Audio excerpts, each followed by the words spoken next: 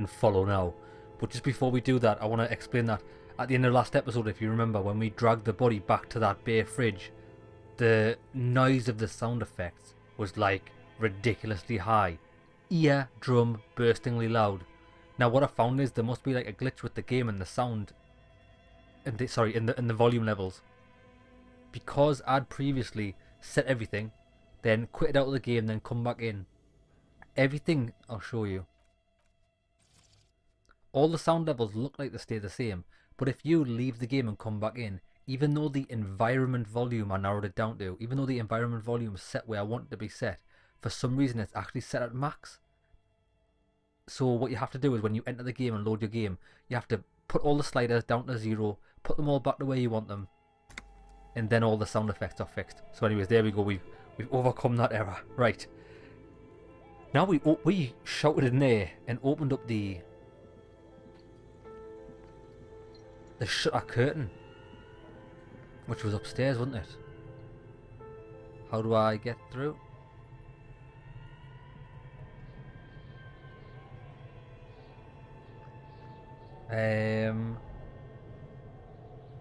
Now this is going to be a problem. Oh, there's the stairs there. There we go. There's a couple of things I do have on my mind what I want to do. I want to go and see who the girl is that's beyond this shutter door. I want to play with this wave frequency generator because I think this has got something to do with the supernatural things that are happening here. And that's why he seems scared, but this could be excellent to investigate. But I want to go and see what this girl wants. And also, if we've got time, I want to go back to the hotel and... Oh, is it open now? Oh, it is. I want to go back to the hotel and see if we can get into the kitchen to see if there's any items that we can use. Or people to interrogate. This tray is full of dice. Colourful polyhedral dice. Hundreds of them. The candy dispenser has been repurposed to contain thousands of dice. It's kind of like breaking the fourth wall, isn't it? Because this is effectively a dice game. And that's it. I want to have a chat with this girl. Hello, I'm Nia. Nia. Bit of a creeper. Novelty Dicemaker. A bird-like woman sits on a throne of tools with emerald light shining through her hair. Did you try knocking on my window? I must have missed you. I've been listening to my Melius. She taps on her headphones. Hermelius. So what kind of die are you looking for? Ooh. Could this be the malicious entity? Perhaps it's wise to go along with the masquerade for now. Hold on, what do you mean by Yes, what do you mean by Melius? Yes, Amelia is like a calling station. You need a two-way radio to access one. That's why I have these. So that's why she's patting on the headphones. Mostly, they just teach you to swear in different languages. But some of the stations can be quite interesting. I was so absorbed, I must have missed you knocking. I absolutely brayed on that door, so I think you're lying.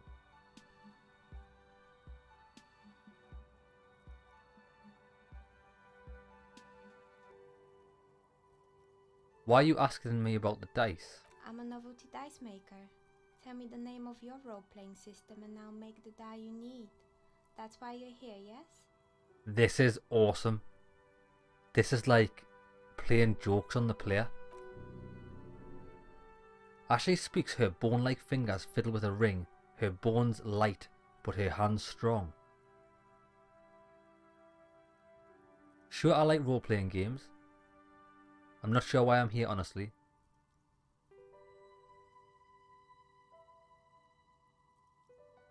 Yeah, I like role-playing games and I need some dice. Very good. My rate is 10 real per set, unless you want something really unusual. Ooh, I haven't even got enough for that, so... Take a look around and see if there's any particular stone you want to use. The walls around here are covered with rows of precious stones and minerals. This person means you, or no one else. Absolutely no harm. She will answer freely and honestly. Okay. What do you know about the man that was lynched behind the whirling in rags? Nothing really, I didn't know him. Who cares about the dead body?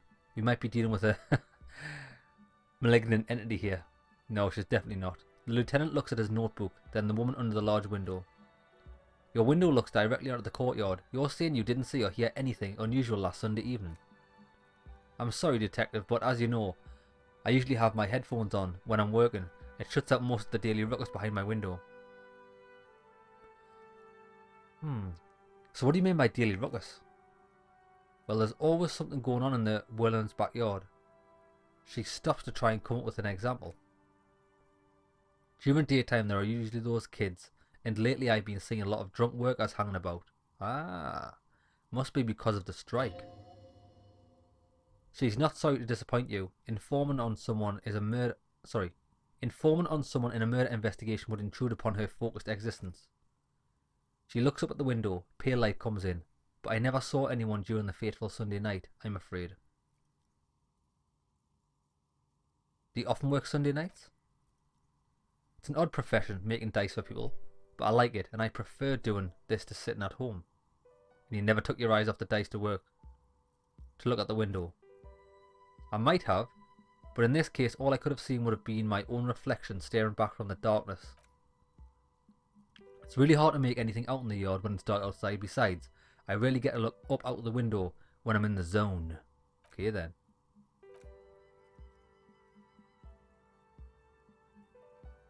What is this place? We're inside the chimney of an old central furnace. It's strange, I know. She looks at the ruddy bricks that make up the walls. Even though they've been repainted, there are still signs of coal black soot here and there. But when I arrived here, all the other rooms were taken, so I had to build myself a makeshift home. Besides, I don't really have to pay any rent here, so that's a plus. Well, definitely it is. Place Nonce was right. There's an entity living in the chimney. You should ask her about the curse. Okay then. Creative, the lieutenant looks around the spacious room, its ceiling fading into shadows above. I've heard this place is cursed. Did you know that people call it the doomed commercial area? I've heard those stories, she nods, as the wind howls in from the furnace shaft above, but I don't think those stories are true. Wait, how do you explain what happened to all those companies then? Plaisance is the one who sent me. She's convinced that this place is swarmed with malicious energies. The bookshop lady? She raises her brows. I've heard that her business is doing rather well. Have the energies spared her somehow? It's not doing that well. She has to exploit her own daughter.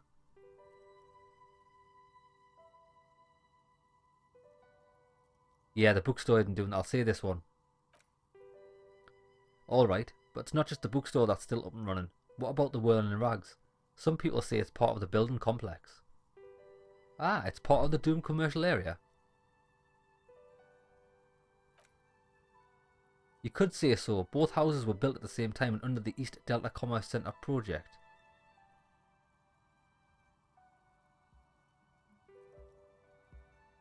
The Whirling isn't doing well either. Its waitress just took off and customers have trouble paying bills. That's me. That's me. And then there's me, she sighs, looking at her messy work table. All kinds of tools lie there scattered, from knives to carving files to wire cutters. I've been here for 14 years, selling novelty dice for role-playing enthusiasts. Not exactly a million real business idea, yet somehow I've survived despite the talk of malicious energies. Strange, isn't it? Well, it could be for the fact that you're not paying any fucking rent. You know what I mean? It's because she's in cahoots with the demons. Could be.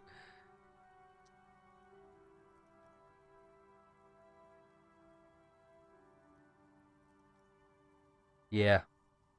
Plaisance thinks that it's because you're the source of it. What does that even mean? The Dicemaker laughs. Some kind of sorceress? What about you, officer? Do you think I'm a malignant entity? No, not at all. The jig is up. The she-demon knows you uncovered her true identity.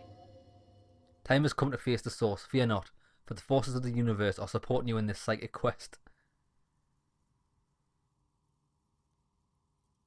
Yeah, I'm starting to see that as no curse, but only business decisions and natural market fluctuations. Exactly, she pinches the root of her nose. Truth is always so disappointingly mundane and boring. But I'm glad we got this sorted out. Anything else I can help you with? Plaisance is not going to like what you have to tell her. Well, she has to... What's that?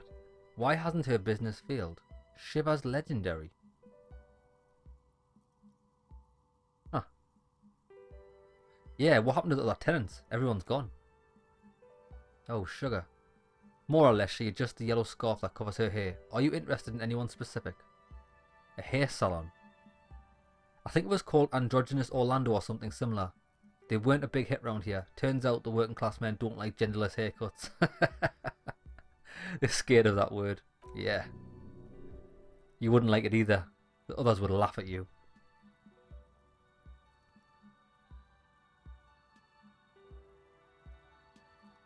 I would never let anyone androgynous touch my hair, even if my life depended on it. Say that. You're right. It looks like you haven't let anyone near your hair in a long time. She tilts her head looking at your shaggy mane. She's right. When was the last time? You should get an unandrogynous crew cut. What happened to the gym? It wasn't merely a gym. It was Artemis Boxing Club, a community project created to steer at-risk youth away from drugs and crime. Well, that probably explains their culo outside, doesn't it? And who was Artmitep? A kind man from Zemiksk. I heard he had some trouble with the law when he was younger, and that's why he wanted to start the gym, as his way of giving back. Maybe that's what Kuno needs. Kuno, her eyes narrow in the dim light. Who's Kuno? He's sort of the king around here. He's a little ginger gremlin who likes to defile dead bodies. You mean the kid with the sailor's mouth? Yes, I've heard him yelling profanities in the background. She looks out of the window. It's oddly quiet there at the moment. I think it will take more than a gym to help that kid.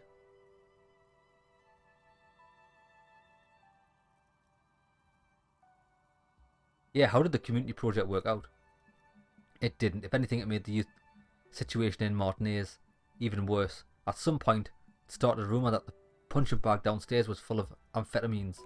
I wouldn't be surprised. You should have known it. Come on then.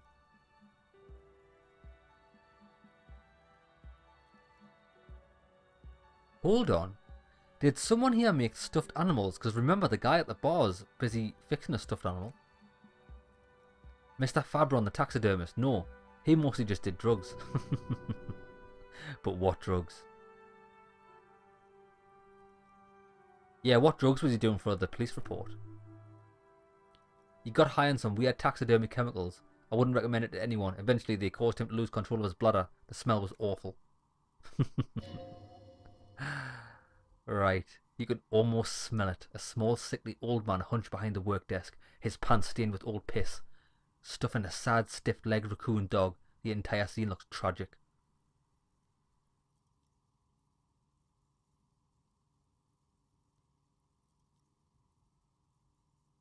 Yeah, what about the strange machine next to the blackboard? That's the frequency generator. Fortress accident. The radio game studio. She closes her eyes as some sort of remnant of a memory lights up her face. She liked them. They were an interesting bunch. We talked about role-playing systems every now and then. Once I even saw two of them get into fisticuffs over Wirral. They certainly took their work very seriously, even if they seem to be chronically liberal with their schedules. What do you mean? The usual. They ran out of money and couldn't get the project done on time. What went wrong? I didn't hear them talking at times. She looks at the hallway, as if she can hear them chit-chat behind her curtain on a cigarette break. They seemed to believe they were historical individuals on some grand quest. Yeah, it did look quite impressive.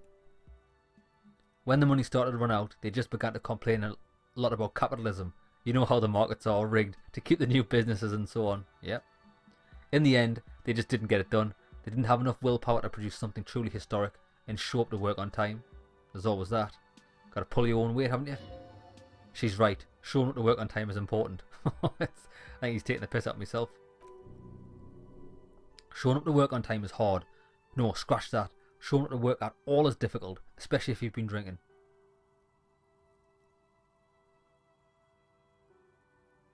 Yeah, you're right. They should have just tried harder. They had everything needed to succeed. Still, not everyone is going to make it. She tosses a pair of dice on the table. One of them stops near the edge of the metallic desk. That's the nature of the game. The dice is black and filled with little silvery flakes like snowfall. Anything else? We might as well exhaust it. What is about the debris in the hallway? It's a mess, she sighs. It used to be a company that promised to repair windows 24 hours a day. What could go wrong with this one, right? Turns out the business was actually set up as a front for an illicit group that was producing snuff milius. Who would have guessed? So snuff tapes. So really, a milius is just a tape, like a cassette tape. So snuff tapes or DVDs or whatever. And they never changed up the debris either. Now it's just litter in the hallway and I have no idea how to get rid of it on my own.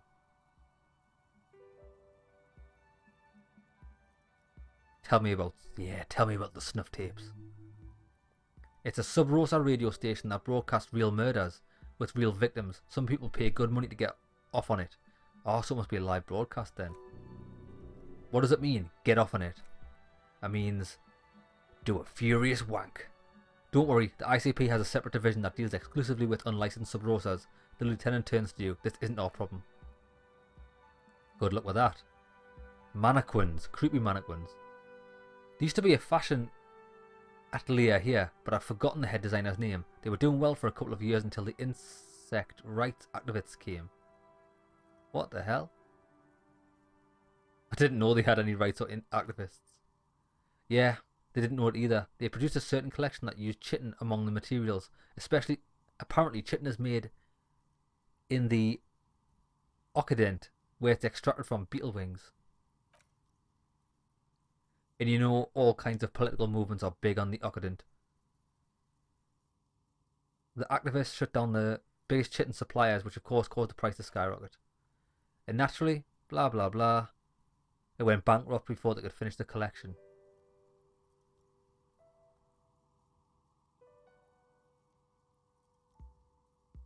I'm glad that someone took care of the little guys. I like insects. I like insects. Really? She looks back the windowfall where a dead fly is lying on its back, legs curled up in a bow tie. Anyway. Poor guy. Suddenly you get a feeling that insects are important to the case somehow. It's hard to say why. What the hell? Yeah, and what's the deal with the rotor blades? They were made by a company called Slipstream. After they pivoted from making rotor blades to skis, their chief executive took off on a vacation with all their money. Honestly, I think it's quite funny. I think he's still sending out holiday transmissions from Tululu or Tiomotri or Clashlatco or wherever it is. Why hasn't he been arrested? What do the transmissions say? The usual. I imagine that he's been thinking up all kinds of new business plans and can't wait to get started on them as soon as he returns. Her smile widens before she sees the lieutenant's face behind you. Men like that are a curse. The man is stern. Sure, but Slipstream is history now, and all their remaining assets got seized by the bailiffs in 47. I've no idea where those skis and blades are still lying around the house. Not much use now, I guess. Right. Finally, the ice cream company with the bear. Oh boy, the fabled Revachol Ice City. You're in for a treat here, she smiles and leans closer, hands on her knees like a stand-up comedian ready to tell a story. The place was owned by two guys who had some rather innovative ideas about marketing. The bear was one of them. Now ask me about the other ideas. Alright, what about the other ideas? There was really just one, and it involved picking out the prettiest girls in the neighbourhood and paying them 20 cents per hour to man the booth. Fair enough. And by man the booth, I mean slump behind the counter with a face that could maim you if you ever dare to disturb their bored magazine browsing. She leans back, disapproving. Sounds like she really didn't like those girls. I wonder if she was one of those girls. Freet does the same thing. Oh, that's right, that shop we went in. I know a girl just like that. She works in Freet as a cashier. She's not particularly friendly.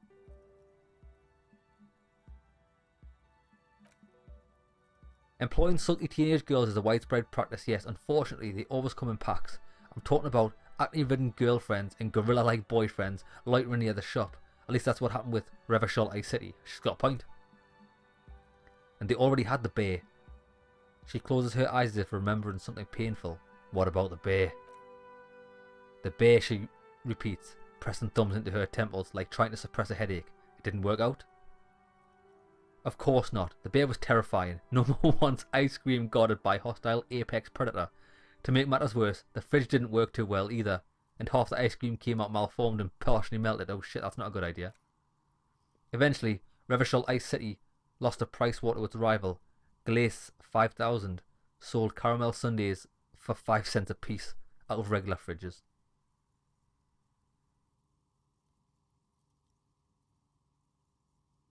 The market's doing its job. Maybe because the taxidermist who made the bear definitely wasn't doing his job, I mean. How come? He said that the bear was his vision beast. He said he met his vision beast while high on... Fuck, I can't read that. Desiccants. He called it Megatherion. Scary but cool. What about Megatherion? A mega wild beast. What's that? An imaginary beast that guides you through life by telling you to do more drugs mostly. I've got one of those. I've got one of those in mine. It's called electrochemistry. There it is. A wise and noble beast, guiding you towards a land where the streets are paved with drugs. The horrific necktie tightens around your neck, strangely excited, but it doesn't feel particularly fun this time round.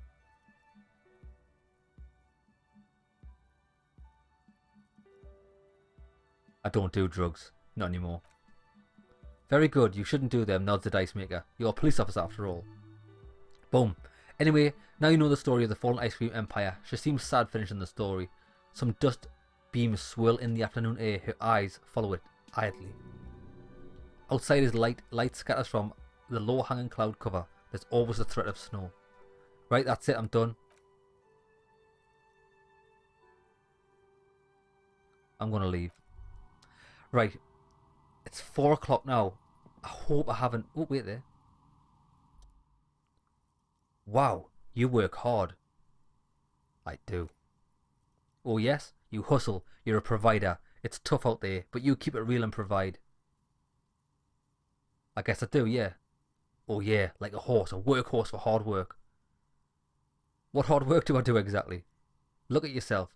You're a human pedometer. You must have walked 200,000 steps down cracked asphalt, mosaic sand, and linoleum after you re-emerged. That's a sign of a hustler who never gives up. The world is harsh and people are evil. You didn't make it that way, and you won't let it break you. You ride. I fucking ride lad, I bitch. That's just what it's like, life and death. But you got gills on your side, baby. Got those black papers with the faces of innocent on them. You bring in the francongeros and the solace. It ain't easy, but you do it, day in and day out. You didn't make the rules, but you won't lose. You're a cop, a sprinter, and a money printer. I guess I've made some guild, sure. And sure, it has been easy. Life is easy. Have you not gone into cardiac arrest?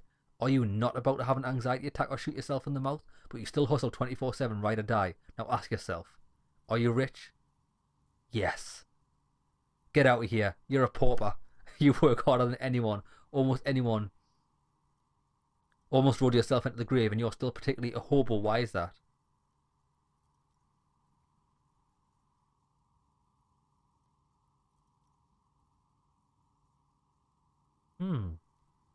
There's a market for corrupt cops out there, but the immigrant cops have price dumped it. I don't know. Why am I so poor? Because of the taxes. Yeah. Stick your fingers in your pocket. Really? This guy, why is myself talking so much shit? Every time you wipe your ass, they got their direct and their indirect nodes of taxation.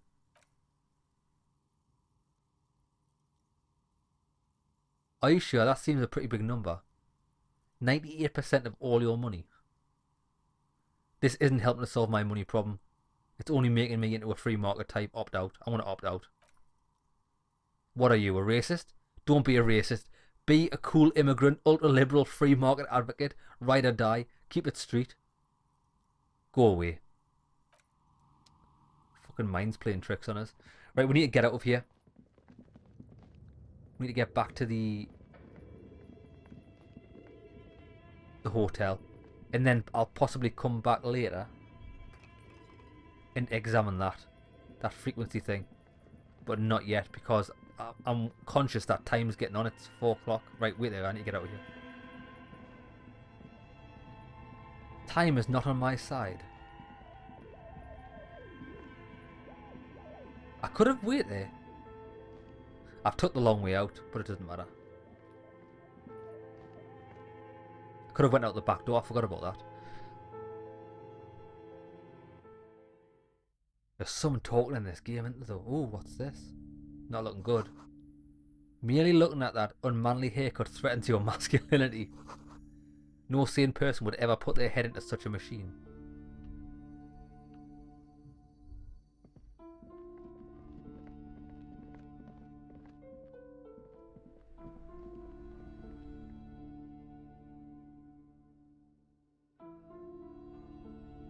So we have got a haircut machine downstairs that we could put our head into, I imagine, but I'm too manly for that type of thing. I like the Neanderthal look. Right, let's go quickly.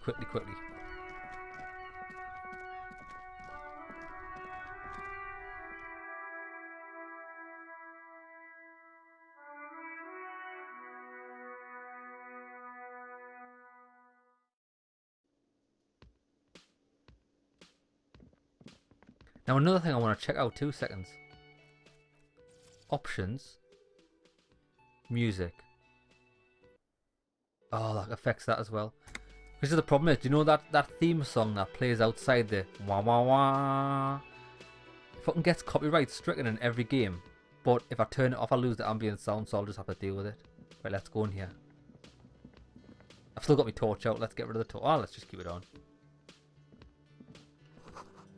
The dishes are dry and they smell like chemicals and pine trees.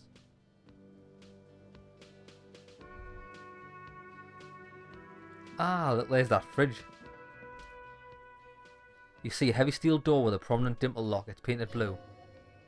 You immediately feel drawn to the colour. Blue is for mystery. I wonder where the door leads. You do? The lieutenant regards you with patient skepticism. It's a door in the back of the kitchen. Why do you care where it leads? It's part of the world in rags. There's something about this place that makes me want to know.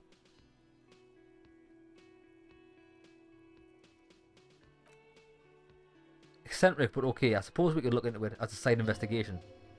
He's not bothered by your eccentricity. He seems genuinely intrigued himself. Yes, a mini side investigation. Nice. He looks at you, then the door. God is the person to talk about this, the cafeteria manager. Okay. Try to push the door. Does not budge. Touch the door. It feels rough to touch. The stainless steel door is flush with its frame on every side. I think he's got that girl locked in there, I guarantee it. An aroma of spices, alcohol and tomato hangs in the air. Let's talk to this person. Gorese Quebec. A thin man is smoking below an exhausted hood, occasionally sipping from his mug. This must be the Whirling's cook. As you step in, he nods towards the table and says something in a completely foreign language. The only words you can make out are Gorese and Quebec. Must be his name. Yeah. Mr. Quebec, I'm here on official police business. Hello, sir. Got time for a few questions? The man puts his cup down and replies something, his left hand drawn arcs in the air. Do you know what's behind that door? He looks up at you, then looks away quickly, shrugging and muttering something to himself. Ah.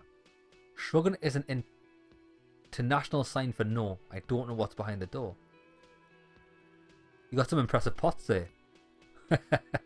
He smiles and bangs his ladle against each of the pots in turn. Right, there's fuck all else we can do there, is there? Right, hold on. Let's save the game.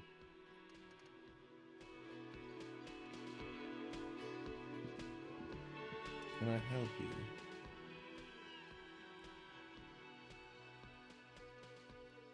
I saw another thing at the Whirling. There's a mysterious blue door on the back. Yes, that door, sure. There's nothing mysterious about it, it's just a door, he shrugs. What's behind it? No, I don't have the key. I don't know how to get there, and I don't care either. It's not like I've been wondering about it for 10 years. It's just a fleet warehouse, probably. Or some boring storage space with a bunch of old junk and dust. Junk and dust. He runs his finger across the counter to check for dirt. He's attempted to maintain an air of indifference. It's absolutely not convincing, I agree.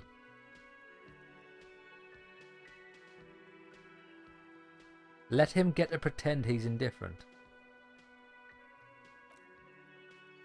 He looks at the dust on his finger and wipes it off.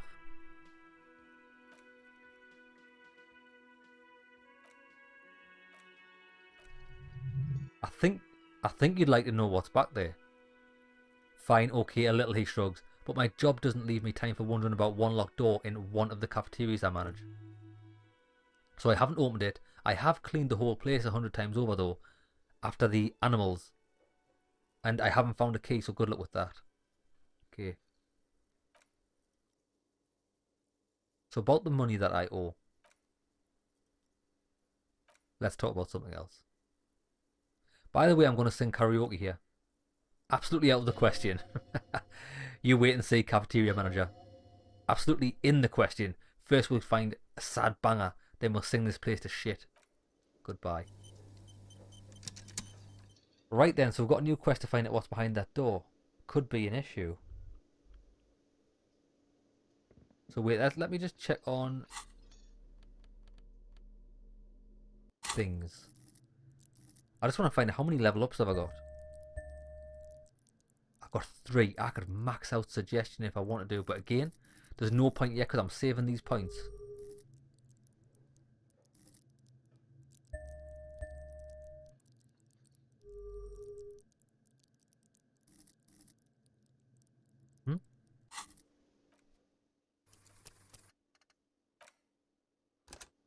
I think I accidentally spent a point there. Or did I? I'm not sure. Let me just check again. I thought I had 3, but then I only reverted 2.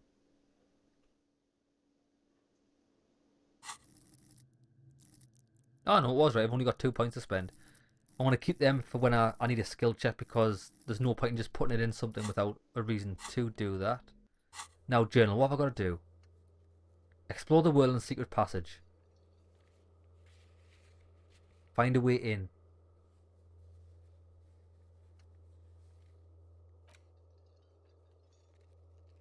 Right, so what I'm going to do is I want to report back to Plaisance about the doomed area.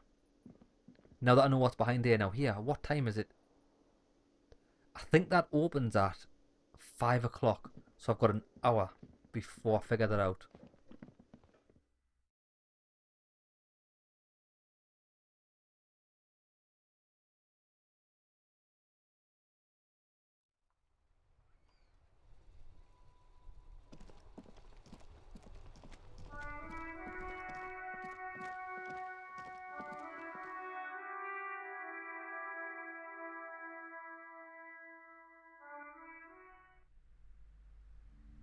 Right. I'm just You're shining alive a... and well. Don't Just be waiting now. What's in there? In that dark sarcophagus? I'm just shining a torch in her face. This is prime investigation. The dark sarcophagus.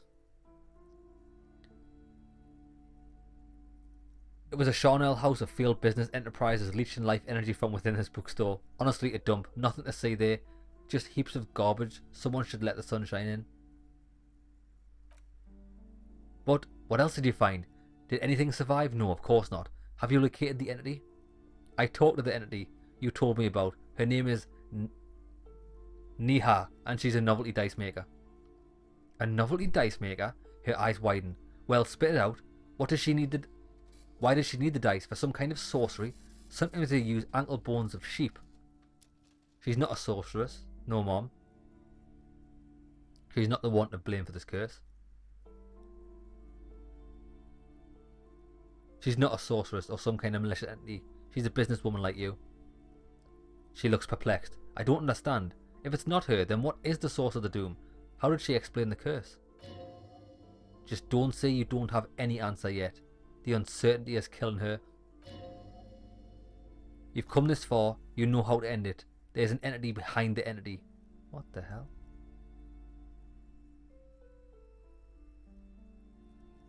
So I could lie. Ah, wait there.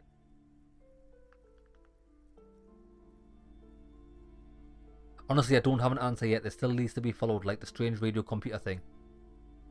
You're telling me that you went in there and didn't find out anything about the curse? She looks disappointed. Of course I should have known better than to put my hopes on a man like you. You know, Ghost Whisperer, you're an alcoholic. Huh, okay. So we did... Oh shit, I fucked it up.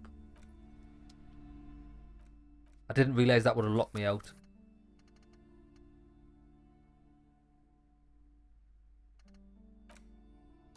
I didn't realise that was going to lock me out of the quest. I need to investigate the radio computer. Even though apparently it's only part of a games thing. Do you think there is really supernatural things in this game? Because I'm not 100% sure. I'm still questioning myself.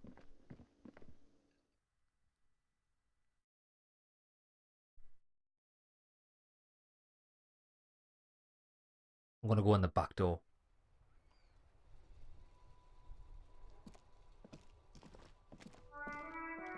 Get in there.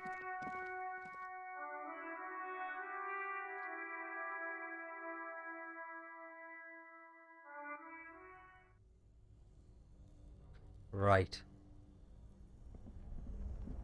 That was just a cupboard, wasn't it? Oh, it's a breaker box. I'm leaving that plugged in because I've got a body in the fridge. Have I not opened that? Ah. Insane mesh tank top. +1 drama. I need that. Because I actually haven't got a chest piece on because my other chest piece took off stats. Shirt. Brilliant. Brilliant. I'm a proper hobo now. Wearing a tank top. Yeah, yeah. I'm a gangster, son.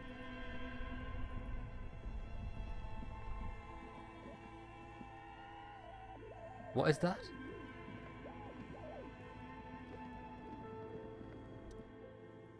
Oh, the hole in the wall, that's right, because I got the gun, didn't I?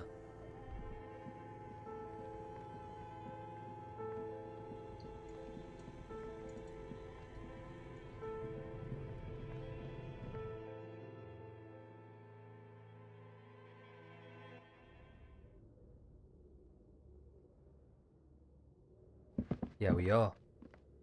Right, let's investigate this. This old fireplace is covered in lines drawn. That's right, we got the frequencies from it, didn't we? Let's play with this. Dusty radio computer sleeps on its wired frame, forgotten and unused. Its keyboard is a rectangular on-off button. Turn on the machine. The machine lights up like some prehistoric animal stirring from its slumber.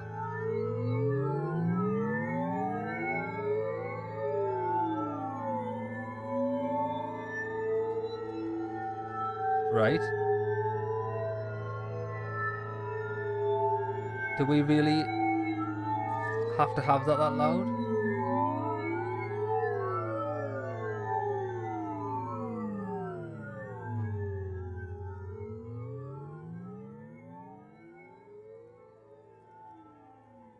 So none of the audio stats control these. That is so strange. The machine lights up like some prehistoric animal stirring from its slumber, revealing a virescent play and print keys on the keyboard. The hatch on the machine's central compartment is wide open. Look inside the compartment. It's empty like a beehive without the brood. Some cables have been left tangled and disconnected. The filament you have would fit perfectly inside of the compartment. Right, do it. Boom. Like a smooth draw, the filament light slides into place. On the keyboard, the play key starts blinking. Press play. A bar of fabric right above the keyboard starts producing a soft hum. The sound of static seeps through the machine's planar magnetic driver. Have you stirred the ghost of the doomed commercial area from its rest? Could this be its dismembered heart beginning to flutter? Oh no, it was already glowing and now it's making a sound. It's probably some alien Seolite technology. The static gets louder, slowly filling up the abandoned hall until a voice speaks out, crackling and old, cutting into the air. East Insulinden Repeater Station. Good afternoon. Fortress accident on Rue de Saint-Ghislain. This is East Insulinden. Repeat at station 1. Please repeat. Is this the production schedule?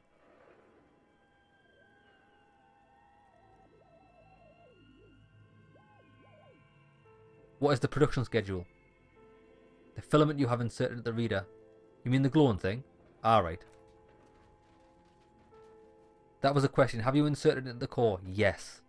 Good. Please repeat the password. You should ask her for a hint.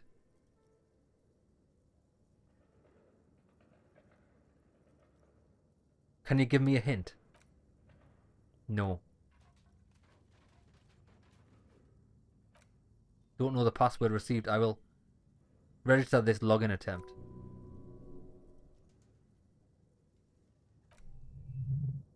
Don't worry, passwords have a way of turning up sooner or later.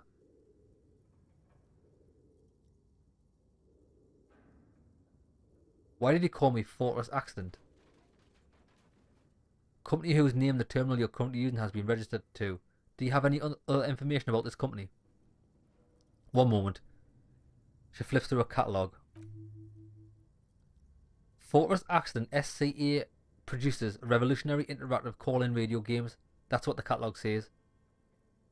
And what's that? Static down her response. Any other questions? You hear her like the connection finally improves. Are you a machine or alive? Yes, I am alive. I'm 74 years old and my name is Yvonne. He whispers into your ear. She repeats passwords. Programming people are all paranoid.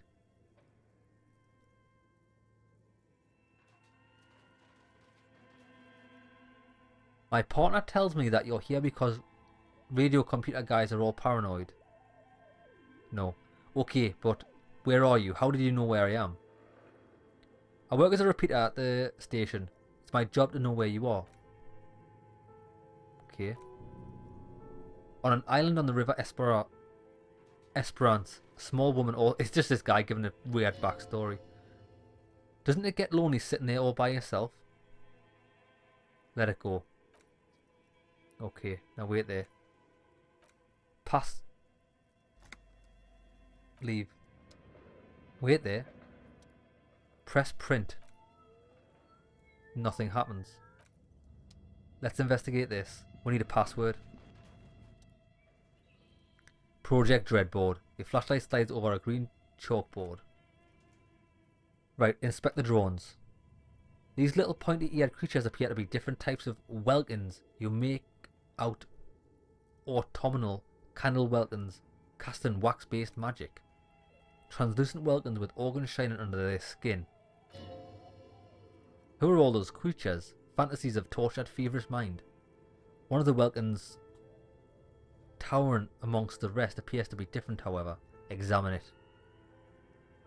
It's Varamira, a high welkin, his face white and scarred with cracked marble. This clearly a welkin supremacist, the note says. All non-welkin races will be purged.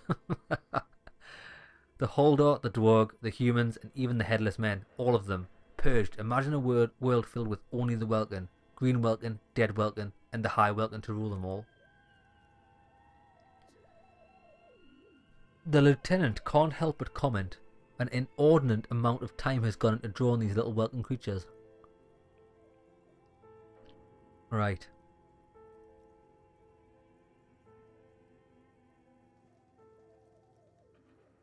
Why would anyone do this? Some people really like building a world, even if it's just for a game. One of them is a welkin supremacist. Political commentary. That one has a great beard too. Kim nods at the welkin's facial hair. Right. Who are these creatures? Well, it's been educational. Inspect the photos. The photo collage depicts barren, icy landscapes wrapped in perpetual light. You see permafrost and glacial landforms, dead trees going under the snow. Entire oceans have been frozen from shore to shore. They are pictures of settlements on dried up riverbeds. Albeit dark and cold, the vision also feels cozy in its own way, like eggnog on morphine, or morphine. Look at the schedule. This is the monthly calendar from the year 50. Cryptic words like sprint, Okay. Sprint, Daily Mini-Me, and GPI span the market-drawn grid, the grand scheme of production and money. Keep reading.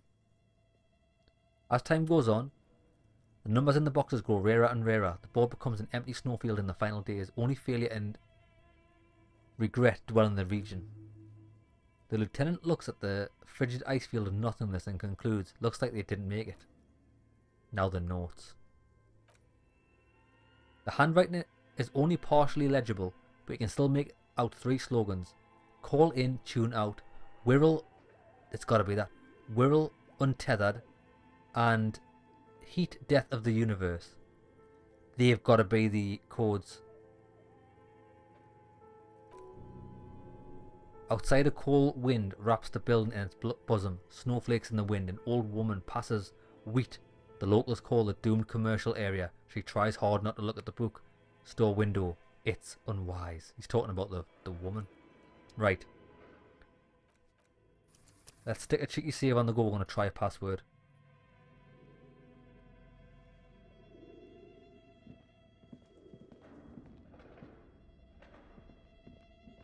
What's this here? Oh, wait there, wait there, wait there. Look, he's got something he wants to say. Okay. What do you think is going on with that computer, chalkboard, Someone- and fireplace? Someone tried to exercise the curse using technology. Looks like an undercover counterintelligence program.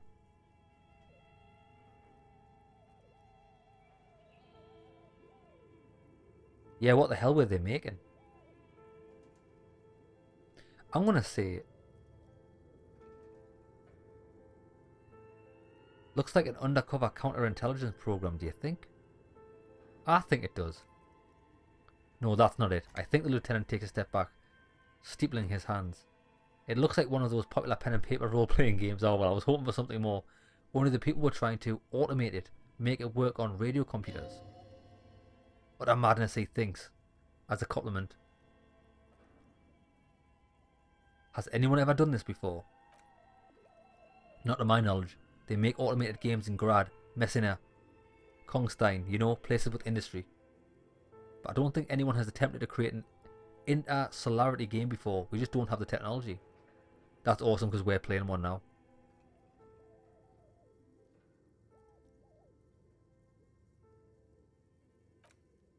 How were they planning? Through call-in stations, he nods. None of the players have to be physically present. Anyone in the world can participate in the games as long as they have a two-way radio. It's like online multiplayer. Then there's the game master frequency that listens to one of the smaller call-in stations. I think that was supposed to coordinate the stories. Okay. Master of ceremonies. His fascination has swept aside concerns for the moment. He's a little hooked. And what? This is a role-playing game. Indeed, those welcomes are a dead giveaway. He points to the chalkboard. Role-playing, people love that stuff. The world looks like a modified version of the Wirral board game with death thrown in. So what happened to the company? No idea. Conclude. Indeed, it's ambitious and untethered from reality, but the lieutenant tilts his head thinking.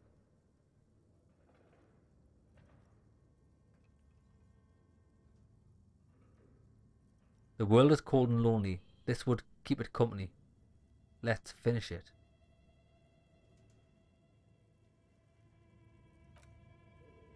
Half smile breaks out of his face. It's too late for that, I'm afraid, he says, looking around the derelict room. The pipes howl and the rat crosses the floor. Done. Now.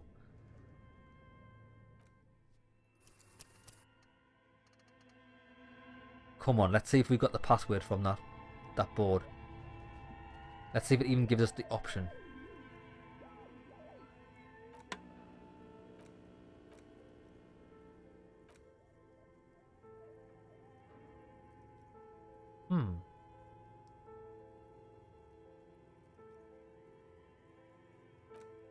This is the police. I am contractually obliged to protect the privacy of the filament holder Fortress accident. Without filing a warrant with the Lintel, I cannot give you access to the filament. Fuck.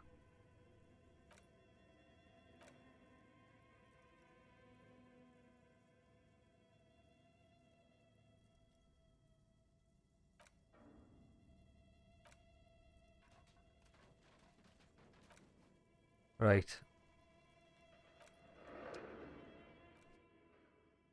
I'm going to load that up because I didn't want to have to potentially lock myself out of that. Where the hell am I going to get a password for that? Maybe if I investigate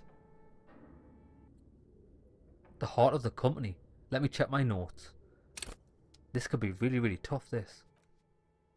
Notes.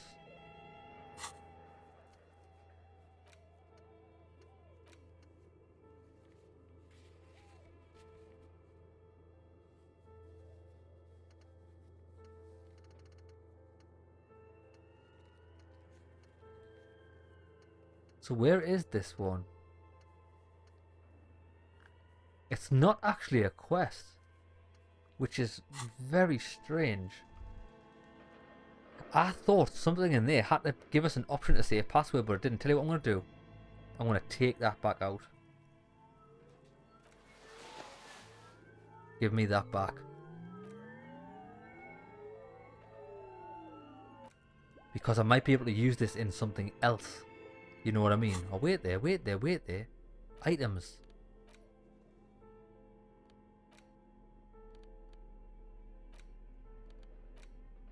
The production schedule. Let me read it.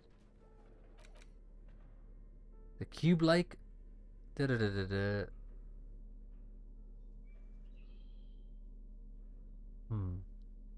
it doesn't say anything on it.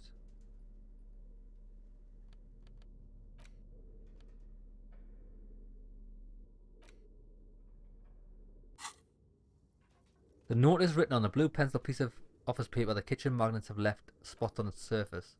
Does it say anything interesting? The lieutenant leans closer to read the crumpled note over your shoulder.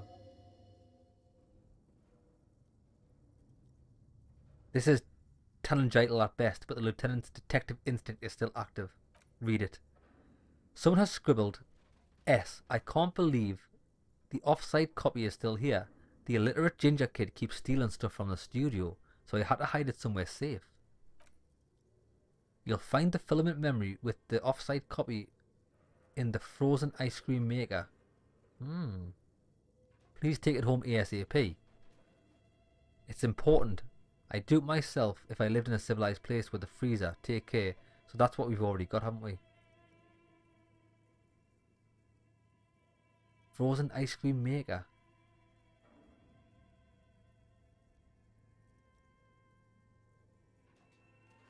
Yeah, do you have any idea where the frozen ice cream maker could be? Close to the ice bay fridge. Okay. I wonder who wrote the note. Someone from the radio game company. Good, because that might give us the password. Maybe they had to leave in a hurry. Plausible. Come on then. I'm so glad we did that. Right, we're making moves, baby. Nearly 5 o'clock. We've got like 1 minute. But I don't think it passes time until we click on speech options. Pretty confident that's how it works. Right, the ice cream maker.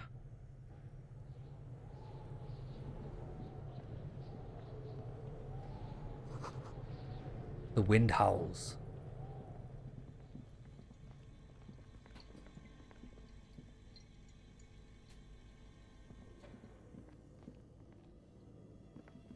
Or have I already been in the ice cream maker? That's why I've got the filament, haven't I? Oh wait, they're there. Ah, so I couldn't click on that unless I'd read that note. Boom, boom, boom, bada bing, bada boom. The orange machine is buzzing like an old submarine. It has a hand-cranked ice cream churner on top and an electric freezer that appears to be frozen shut. Turn the crank. Turn the crank feels oddly satisfying, like stirring your childhood dreams. In the distance you hear water dripping. It's all gone now. You never became a poet or an entrepreneur. What better to assuage the creeping sense of failure than some frozen fat and sugar? Right now, I think we're not going to be able to crack open this lid because it's frozen, but if we unplug it... You slip your fingers under the frozen lid, but the ice is too cold for you to get a good grip. A pry bar would come in handy. If you want to try again, then you need to have the pry bar in your hand. But, if I do this... The red leads to the fridge, so I'll undo the black one. Why did you do that? It's black. It's not like the red one. Because it's black, the colour of immeasurable cosmos. Well, I do know why I did it. I'm going to say it's black, it's not like the red one. The lieutenant raises his brows, but doesn't say anything. The electric distribution board now has one cable missing. Now, my friends.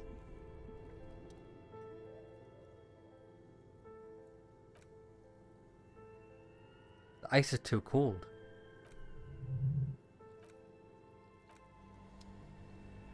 Maybe that didn't work as well as I thought. Right, pry bar. Are we going to be able to do this?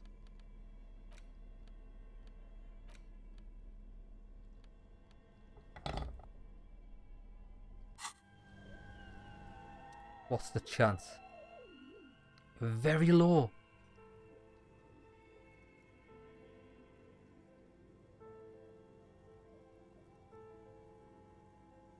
-20 pry bar not strong enough.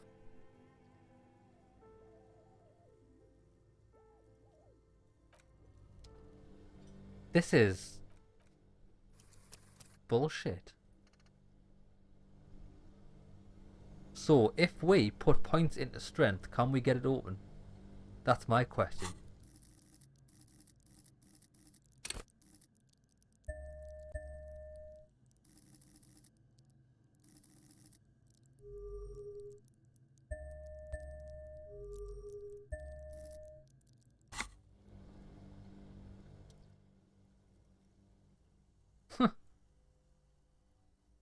Didn't make an ounce of fucking difference. I don't understand the leveling system in this, you know.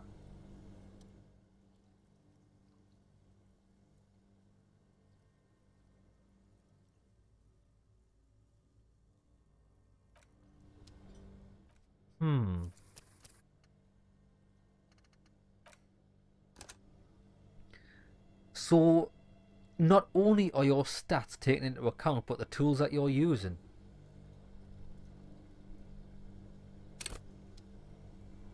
Hold on, let me see if I can...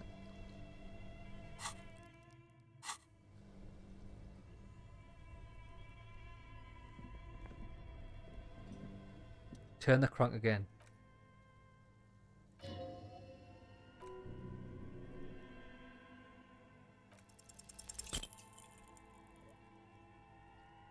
Ice squeaks beneath the pry bar. You think you've got the bar jammed in there pretty well, but the lid simply won't budge. What is this?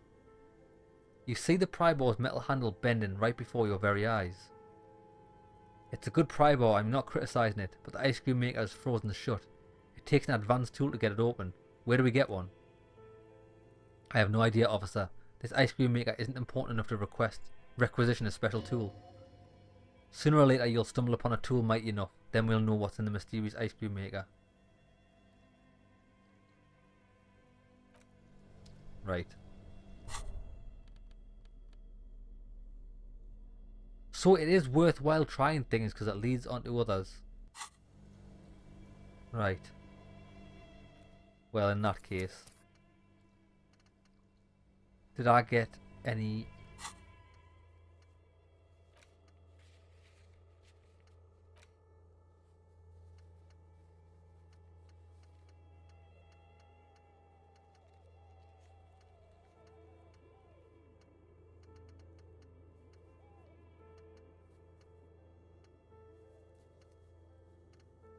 Right. Ah, so what's this? This is what I found ages ago. Temporary research bonus.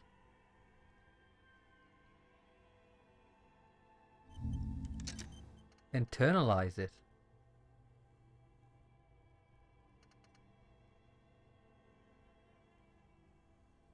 Oh shit.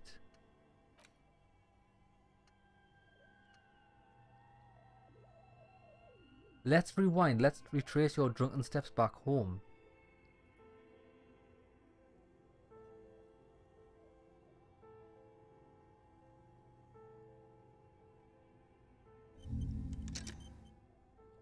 Right. I didn't even know this system was here. So it looks like you can unlock certain skills, and as long as you equip them, it's a shame we never equipped these earlier on. They take time to master.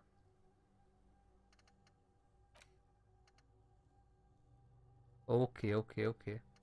Right, that's good, that's good. Right then, let's save this. What I think we'll do is we'll save it and call it an episode here. Now I need to figure out a plan for next episode. So we're pretty much stuck here. I'm going to report back to her first thing next episode, because there's no entity. Or maybe there is. I don't know. The Wild Pines rep. Well, today what I'm going to do next episode, first thing is I'm going to report my badge missing. I'm going to report my gun missing. We are going to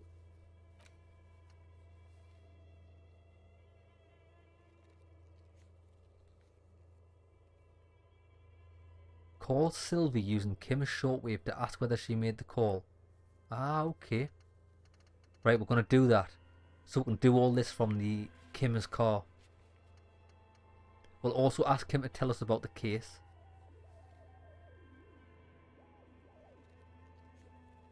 We'll do that. We'll do all that next episode first thing. Right, lads. Hope you enjoyed it. See you in the next one.